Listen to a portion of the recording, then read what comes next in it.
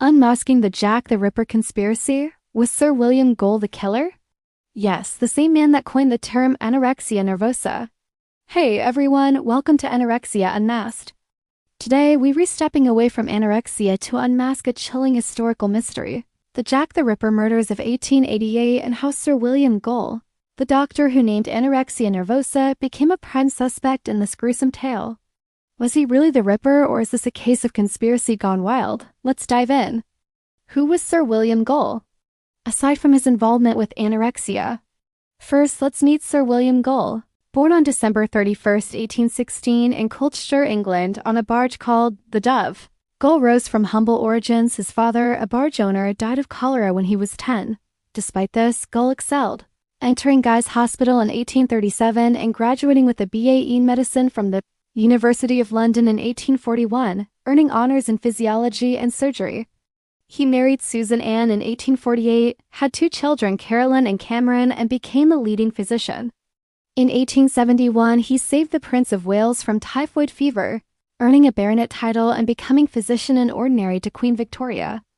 Gull was known for his bluntness, once telling a patient, "You are heart dead now," but also for his compassion, especially toward the poor. He named anorexia nervosa in 1873, a topic we've covered here, and contributed to understanding diseases like myxedema and Bright's disease, but his legacy took a dark turn. The Jack the Ripper murders. In 1888, London's East End was gripped by terror. A serial killer, dubbed Jack the Ripper, murdered 5 women, Mary and Nichols, Annie Chapman, Elizabeth Stride, Catherine Eddowes, and Mary Jane Kelly, between August and November. These canonical 5 were prostitutes, their bodies mutilated with precision, suggesting anatomical knowledge. The killer taunted police with letters, one including half a human kidney.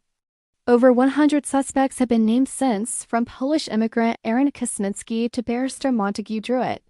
But in the 1970s, a shocking theory emerged, pointing to Gull, a respected royal physician. How did a 71-year-old doctor in declining health become the face of this conspiracy?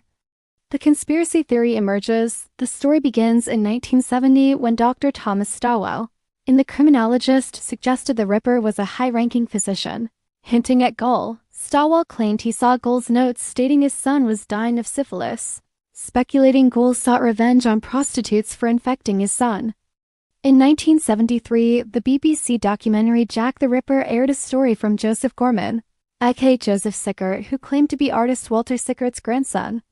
Gorman alleged Prince Albert Victor Queen Victoria's grandson married a Catholic prostitute, Annie Crook, and had a child. To cover the scandal, the royal family, Prime Minister Lord Salisbury, and Freemasons, including Gull, conspired to kill 5 prostitutes who knew the secret. LL, with coachman John Netley as his accomplice, was said to be the killer, with Sir Robert Anderson as a lookout. The theory exploded in 1976 with Stephen Knight's book Jack the Ripper, The Final Solution, claiming Gull was a Freemason avenging the royal scandal.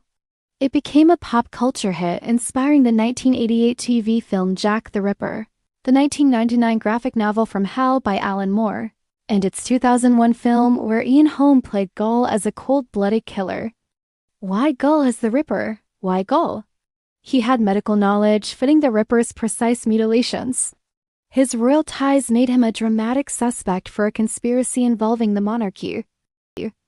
Some claimed a royal insignia on a carriage was seen in Whitechapel during the murders, tying Gull to the scene.